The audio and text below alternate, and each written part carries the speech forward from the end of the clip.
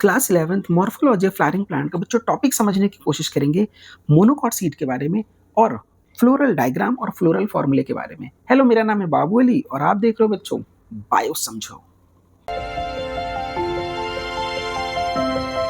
देखो बच्चों, सीड जो होते हैं ये दो टाइप के होते हैं। एक होता है एंडोस्पर्मिक सीड और एक होते हैं नॉन एंडोस्पर्मिक सीड। अब देखो एंडोस्पर्मिक क्या होता है, जैसे मान लो ये एक सीड है, तो ये सीड क्या करेगा, ये है इसका एंडोस्पर्म।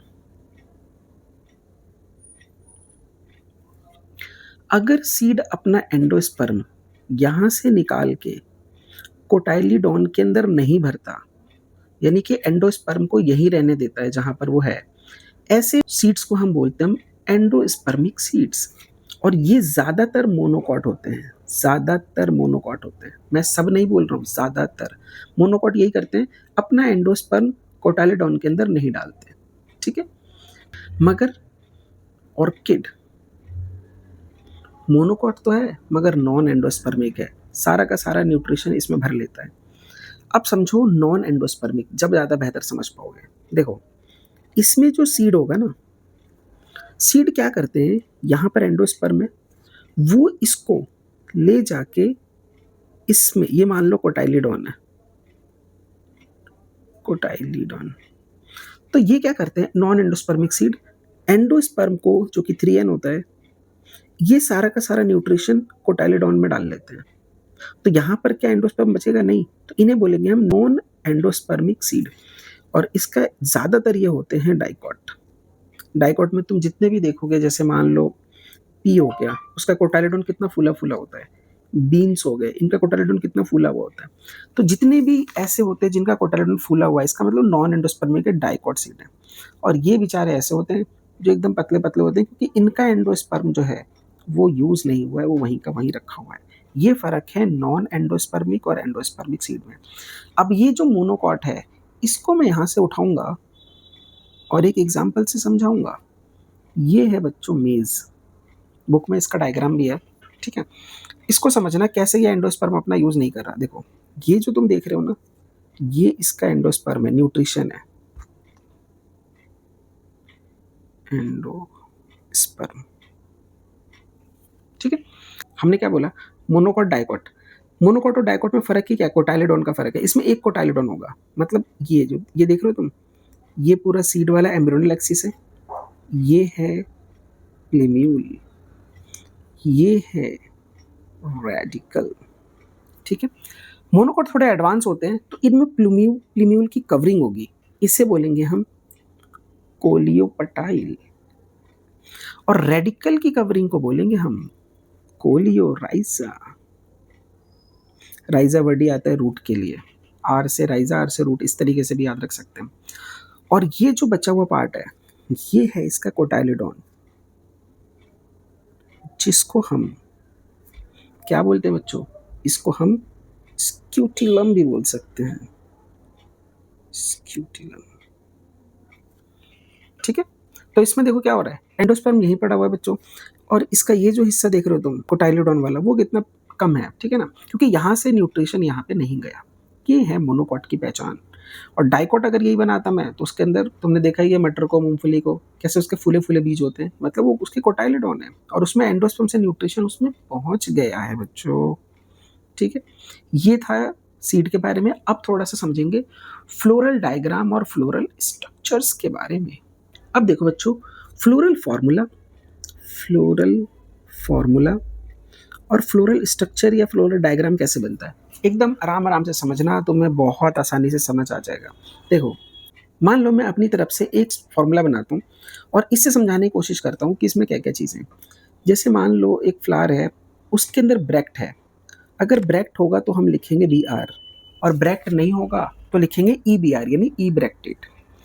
अगर फ्लावर एक्टिनोमॉर्फिक है तो ये वाला सिंबल बनेगा। ठीक है, अगर जाइगोमॉर्फिक होगा तो ये वाला सिंबल बनेगा। एक्टिनोमॉर्फिक का मतलब देखो, कहीं से भी कट करेंगे एक से ज़्यादा प्लेन में तो वो इक्वल पार्ट में डिवाइड हो जाएगा, और ये 2 पार्ट में डिवाइड होते हैं, इसे बोलते हैं जाइगोमॉर्फिक फ्लावर। ठीक है, अगर मेल पार्ट है तो ये सिंबल है, और फीमेल पार्ट है तो ये सिंबल है, और बाइसेक्सुअल फ्लावर है तो दोनों होगा। उसके बाद सबसे पहले हम लिखते हैं कैलिक्स। फिर लिखते हैं हम कोरोला, फिर लिखते हैं हम एंड्रोशियम, फिर लिखते हैं हम गाइनोशियम। अब इसमें देखो मैंने मेल और फीमेल दोनों पार्ट बनाए हैं, तो एंड्रोशियम गाइनोशियम दोनों होगा। मान लो मेल मेल होता तो जाहिर सी बात है इसमें गाइनोशियम नहीं होता बच्चों। ठीक है। अब कैलिक्स है, कोरोला है, एंड्रोशियम है, गाइनोशियम है। मान लो इसमें कैलिक्स है 3, कोरोला है 6, एंड्रोशियम है 6, ठीक है, गाइनोशियम है 2। अब ये 3 के मल्टीपल में है ना, तो ये होगा ट्राइमेरस। ठीक। और क्या समझ सकते हैं, ये कैलिक्स देखो 3 लिखे हैं। अगर ये 3 नॉर्मल 3 लिखा हुआ है, इसका मतलब क्या है कि तीनों कैलिक्स अलग अलग हैं। ठीक है। हमने पढ़ा था ना पॉलीपेटलस, पॉलीसेपलस, उस तरीके से। तो ये सारे कैलिक्स अलग अलग है, सारे सेपल्स अलग अलग है। अगर मैं ब्रैकेट लगा देता हूँ, इसका मतलब ये तीनों जो सेपल्स होंगे वो यूनाइटेड होंगे, गैमोसेपलस कंडीशन होगी। कोरोला देखो इसमें 6 है, अगर मैं ब्रैकेट लगा दूंगी तो सारे के सारे कोरोला जो होंगे वो सारे के सारे क्या हो जाएंगे, गैमोपेटलस कंडीशन। एंड्रोशियम इसमें मैंने कितने बनाए हैं, ये 5 है मान लो।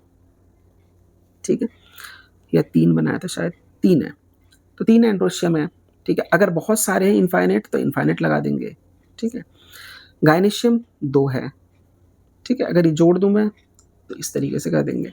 अगर गायनेशियम में 3 कंडीशन है, ये लो जी, फ्लोरल पार्ट सारे के सारे नीचे है और गायनोशियम ऊपर है, सुपीरियर ओवरी। और अगर 2 है और ब्रैकेट लगा हुआ है तो दोनों जुड़े हुए हैं। गायनेशियम में बराबर में लाइन खींची हुई है तो इंफीरियर ओवरी, यानी कि हाफ इंफीरियर। और अगर 2 हैं जो ब्रैकेट लगा हुआ है तो यूनाइटेड होंगे। और अगर ऐसा हो जाए बच्चों कि गायनेशियम है और ऊपर लाइन खींची, यानी कि फ्लोरल पार्ट सारे के सारे ऊपर होंगे, गायनेशियम नीचे होगा। ठीक है, तो इसे बोलेंगे हम इंफीरियर ओवरी। ओवरी यहाँ पे इंफीरियर हो गई और 3 मैंने लगा दिया, इसका मतलब यहाँ पे 3 है ये। ठीक है, ब्रैकेट लगाने का मतलब तीनों के तीनों गायनेशियम जुड़े हुए हैं। क्लियर है? अच्छा, अभी इस इतनी सी बात क्लियर नहीं हो गई बच्चों। अभी देखो इसमें क्या क्या चीज़ हो सकती है। मान लो मैंने कैलिक्स लिखा है, 3 थे ना, तो मान लो मैंने ऐसे लिख दिया 2 + 1, तो ये दोनों का मतलब सेम नहीं है। इसका मतलब ये है, देखो ये आउटर से आता है। हमेशा जब भी बच्चों फ्लोरल डायग्राम, फ्लोरल फॉर्मूला लिखते हैं, बाहर से अंदर की तरफ आते हैं। ठीक है, तो देखो बाहर सबसे पहले क्या होता है, बाहर की तरफ से आएंगे तो पहले कैलिक्स, फिर कोरोला, फिर एंड्रोशियम, बीच में गायनोशियम। तो 2 + 1 लिखने का मतलब क्या है कि जो 2 सेपल्स हैं वो बाहर की तरफ है और एक अंदर की तरफ है। मतलब 2 सेपल्स ये बाहर की तरफ है और एक सेपल अंदर की तरफ है। मान लो ये 2 + 2 लिखा होता, यानी कि 2 ये बाहर की तरफ सेपल्स हैं, 2 अंदर की तरफ। क्लियर है ये बात? उसी तरीके से कोरोला में इस तरीके से होगा। मान लो कोरोला यहाँ पे 5 है और ये 5 ये 6 है मान लो। तो अगर ये कोरोला 6 जो है, ये 6 ना लिख के ये लिखे होते मान लो 4 + 2 ऐसे लिखा होता। मान लो ब्रैकेट भी लगा दिए, तो ये जो 4 हैं ये बाहर की तरफ होंगे, ये 2 अंदर की तरफ होंगे। जो पहले लिखा है वो बाहर है, जो ये लिखा है बच्चों अंदर है। और ये 4 बाहर की तरफ वे कैसे हैं, ये जुड़े हुए होंगे इस तरीके से, क्योंकि यहाँ ब्रैकेट लगा है। और ये 2 अंदर की तरफ हैं, मगर ये ब्रैकेट में नहीं है तो ये यूनाइटेड नहीं होंगे। समझ गए? तो इस तरीके से अब ये जो हम कर रहे हैं, इन कोरोला का आपस में कैसे फ्यूजन है, कैलिक्स का आपस में कैसे फ्यूजन है, इन्हें बोलते हैं हम कोहेशन। एनसीईआरटी में ये वर्ड यूज है। और अगर मान लो ये पेटल्स कोरोला ये एंड्रोशियम से जुड़ा हुआ है, तो इसके ऊपर एक लाइन खींच देंगे, ये होगा अधेशन। अधेशन मतलब किसी और से जुड़ना। आपस में जुड़े होंगे तो कोहेशन, किसी और से जुड़ गए तो अधेशन। ठीक है, तो अब इसी चीज को, सारी जितनी भी चीजें मैंने तुम्हें बताई है, इसको एनसीईआरटी के स्ट्रक्चर से और डायग्राम से समझने की कोशिश करते हैं, बेहतरीन समझ आएगा एकदम। देखो बच्चों, जितने भी मोनोकॉट सीड होते हैं वो सारे के सारे ही एंडोस्पर्मिक होते हैं। मगर ये ऑर्किड जो बंदा है ना, ये मोनोकॉट तो है मगर नॉन एंडोस्पर्मिक है। और ज़्यादातर सीड, जैसे हम सीरियल्स देखें, सीरियल मतलब गेहूँ चावल ये सब, मक्का या मेज़ हो गया, इनमें सीड कोट और फ्रूट वॉल दोनों के दोनों फ्यूज़ हो जाते हैं। देखो ये सीड का कोट है और यही फ्रूट की वॉल भी है, इतना ज़्यादा इसके अंदर वो आ जाता है। ठीक है, ऐसा होता है बच्चों मोनोकॉट में। उसके अलावा the endosperm is bulky and store food. Endosperm देखो ये कितना बल्की है, स्टार्च से भरा हुआ है, शुगर से भरा हुआ है, और ये बल्की होता है और स्टोर करता है फूड को। The outer covering of endosperm separate the embryo by the proteinaceous layer aleurone layer. मतलब क्या है इसका कि ये देखो ये एंडोस्पर्म हो गया, ये सारा का सारा एंडोस्पर्म है। ठीक है, और ये एम्ब्रियो है, तो इसको इसको सेपरेट करने के लिए बीच में प्रोटीन की लेयर होती है, ठीक है। ये प्रोटीन की लेयर जो एल्यूरोन लेयर कहलाती है, ये इसको सेपरेट करती है। ये बात कह रहा है जो मैं उसमें बताना भूल गया, मगर अभी तुम समझ गए होगे अच्छे से, ठीक है। Aleurone layer, aleuro word protein के आसपास ही आता है बच्चों। The embryo is small and situated at the groove at one of the end of the endosperm. देखो ये एंडोस्पर्म है, उसके सेंटर में कोने में कहीं पे जाके एक एम्ब्रियो होता है। जैसे देखो मैं एक चीज़ बना के दिखाता हूँ, तुम्हें समझ आएगा। ये मैंने बना दिया प्लीम्यूल, ये बना दिया रेडिकल, इसकी कवरिंग कोलियोपेटाइल, इसकी कवरिंग है कोलियोराइजा, ये आ गया स्क्यूटिलम। और इसको अगर मैं पूरा कर दूं तो ये था मक्का, ये है चावल, राइस, पैडी। इसमें भी ऐसे होता है। अब जो चीज़ पढ़ाई है बस वही चीज़ें आगे की तरफ लिखी हुई हैं। क्या क्या है भाई? Consist one large shield shape cotyledon होता है जिसको हम स्क्यूटिलम बोलते हैं। ये कोटाइलिडॉन है जिसको हम स्क्यूटिलम बोलते हैं। ये कोटाइलिडॉन है, इसको हम स्क्यूटिलम बोलते हैं। उसके अलावा प्लीम्यूल होता है और रेडिकल होता है। प्लीम्यूल से शूट बनेगा, रेडिकल से रूट बनेगा। प्लीम्यूल and radical enclosed in a sheath, एक कवरिंग होती है उसके अंदर, और उसको बोलते हैं हम कोलियोपेटाइल, प्लीम्यूल की कवरिंग को, और कोलियोराइजा रेडिकल की कवरिंग को, ठीक है। अब आ जाओ फ्लोरल डायग्राम और फ्लोरल फार्मूले के बारे में। जो अभी समझाया था वही चीज़ समझनी है बस। मॉर्फोलॉजिकल फीचर्स हम पढ़ते हैं फ्लावरिंग प्लांट की, ठीक है ना। जब मॉर्फोलॉजी हम पढ़ेंगे तो उसमें पढ़ेंगे रूट के बारे में, स्टेम के बारे में, लीफ के बारे में, और फ्लोरल इन्फ्लोरेसेंस के बारे में, फ्लोरल पार्ट्स के बारे में। जब हम फ्लोरल डायग्राम या फ्लोरल फार्मूला लिखते हैं बच्चों, तो उसके अंदर हम सिंबल का यूज़ करते हैं। जैसे अगर ब्रैक्ट है तो BR का यूज़ करेंगे, ब्रैक्टेड नहीं होगा तो E ब्रैक्टेड। उसके अलावा K यूज़ करते हैं हम कैलिक्स के लिए, C यूज़ करते हैं कोरोला के लिए, P बताना भूल गया मैं, पेरियंथ, लिली, यानी कि मोनोकॉट में हम यूज़ करते हैं पेरियंथ वर्ड, क्योंकि उसके अंदर तुम जानते हो बच्चों कैलिक्स कोरोला डिस्टिंग्विश नहीं कर सकते, तो उन्हें हम पेरियंथ या टपल बोलते हैं। ए यूज़ करते हैं एंड्रोशियम के लिए, G फॉर गाइनोशियम। सारे फ्लावर पार्ट नीचे हैं, गाइनोशियम ऊपर है, सुपीरियर ओवरी, ये लिखा, सब ऊपर है, G नीचे है, इन्फीरियर ओवरी। ये है मेल का सिंबल, ये तो हर जगह है। ये फीमेल का सिंबल, और अगर दोनों है बाइसेक्सुअल प्लांट के लिए। एक्टिनोमॉर्फिक के लिए ये यूज़ करते हैं। क्यों यूज़ कर रहे हैं ऐसा? दो प्लेन से, दो से ज़्यादा प्लेन से ये कट सकता है और इक्वल सिमेट्री आ सकती है। अब इस फ्लावर को, इस फ्लोरल फार्मूले को समझाता हूँ पहले, फिर देखो। ये है, मान लो ये प्लांट है, स्टेम है, और यहाँ से ये फ्लावर लगा हुआ है, ठीक है। और मैं इसको यहाँ से देख रहा हूँ, ये है मेरी आँखें, ये पलके बना दी, और ये है आँखें, मैं यहाँ से देख रहा हूँ। तो ये जो ये जहाँ से ये अटैच है ना, उसके लिए ये डॉट है, क्लियर है। और यहाँ से ये अटैच है, यहाँ से डॉट है। अब ये फ्लोरल डायग्राम है, ये फ्लोरल फार्मूला है, जो अभी समझाया था बस वही चीज़ें। देखो अगर ये इस तरीके का निशान बना हुआ है तो एक्टिनोमॉर्फिक है ये, ठीक है। ये है बाइसेक्सुअल का सिंबल। यहाँ देखो कैलिक्स क्या है, 2+2, यानी कि 2+2, यानी कि दो अलग वर्ल में होंगे, दो अलग। देख लो डायग्राम में, देख लो, ये देखो, दो ये बाहर की तरफ है और ये दो अंदर की तरफ है, इसीलिए 2+2 लिखा। अगर बराबर में होते तो हम इसे ऐसा नहीं लिखते। कोरोला देखो कितना लिखा है, 4, और इसमें प्लस नहीं लगा हुआ, तो चारों कोरोला देखो, 1 2 3 4, चारों लाइन से लगे हुए हैं, ठीक है, एक ही वर्ग के अंदर, इसीलिए एक साथ लिख दिया। क्या ये जुड़े हुए हैं? नहीं ना, बीच में, अरे यार बीच में गैप नहीं है ये, इसीलिए ये ब्रैकेट में नहीं लिखा हुआ।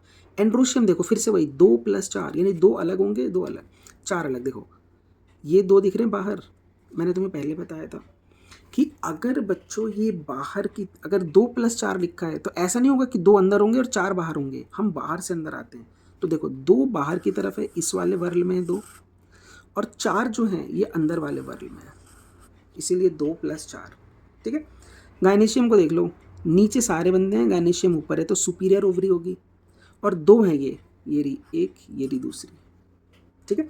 और ब्रैकेट है, यानी यूनाइटेड होंगे ये, क्लियर है सब कुछ। अब इसकी जो बची हुई चीज़ें हैं वही पीछे पढ़ाऊँगा। देखो एक्टिनोमॉर्फिक का मैंने तुम्हें बताया था, ये सिंबल है। जाइगोमॉर्फिक का ये, यानी कि एक प्लेन से दो बराबर हिस्से हो सकते हैं, इसके अलावा नहीं हो सकता। भाई फेबेसी फैमिली में समझाया नहीं था ये, ठीक है। उसके अलावा fusion is indicated by enclosing the figure of bracket. अगर ब्रैकेट लगा हुआ है तो हम ये बताते हैं कि फ्यूजन हुआ है, दोनों जुड़े हुए हैं। यानी कि अगर मैंने कैलिक्स या कोरोला कुछ भी ले लो, कैलिक्स है 5 बना दिया और ब्रैकेट लगा दिया, इसका मतलब फ्यूजन है, पांचों के पांचों कैलिक्स जुड़े हुए हैं, ठीक है। और अधेशन हम कैसे दिखाते हैं, ऊपर से लाइन बनाते हैं, अलग समझाया तो था अभी। एंड्रोशियम है ये, और ये कोरोला है। एंड्रोशियम और कोरोला के ऊपर अगर ये लाइन जुड़ी हुई है, यानी कि एंड्रोशियम कोरोला से जुड़ा हुआ है, एपीपेटलस कंडीशन है ये, ठीक है। उसके अलावा फ्लोरल डायग्राम जो होता है वो ये भी बताता है हमें फ्लोरल पार्ट्स कितने सारे, उनका अरेंजमेंट किस तरीके से, उनका रिलेशन किस तरीके से, ये सब चीज़ें। पोजीशन ऑफ मदर एक्सिस, अभी मैंने बताया था कि फ्लावर तुम कहाँ से देख रहे हो, वो मदर एक्सिस की बात कर रहे हैं, उसको हम डॉट से दिखाते हैं। कैलिक्स, कोरोला, एंड्रोशियम, गाइनोशियम सबको हम सक्सेसिव ओरल में दिखाते हैं, ये नहीं कहीं से कुछ भी बना दिया। कैलिक्स सबसे बाहर होता है, ये आउटर मोस्ट, गाइनोशियम सबसे अंदर होता है, सेंटर में होता है। Floral formula also shown cohesion, मैंने बताया था ये वर्ड है अधेशन, कोहेशन, आपस में कैलिक्स या कोरोला कैसे जुड़े हुए हैं, कोहेशन है, और ये किसी और के साथ अगर जुड़ गए तो अधेशन है। जैसे मान लो कोरोला जुड़ गया स्टेमन के साथ तो एपीपेटलस कंडीशन हो जाएगी। Within the part whorl, between the whorls, देखो अगर विद इन द पार्ट्स है तो कोहेशन, और बिटवीन द वर्ल यानी किसी और के साथ जुड़ गया तो adhesion. The floral diagram and floral formula जो हमने पीछे पढ़ा था अभी, वो मस्टर्ड फैमिली का, सरसों फैमिली का है, ब्रासिकेसी फैमिली का, इंपॉर्टेंट है, अच्छे से याद कर लेना उसे। और बायो की चीज़ों को समझते रहना। वीडियो में तुम्हें अच्छा बुरा जो लगा हो, लाइक डिसलाइक जो करना है वो करो, मगर बायो समझो बच्चों।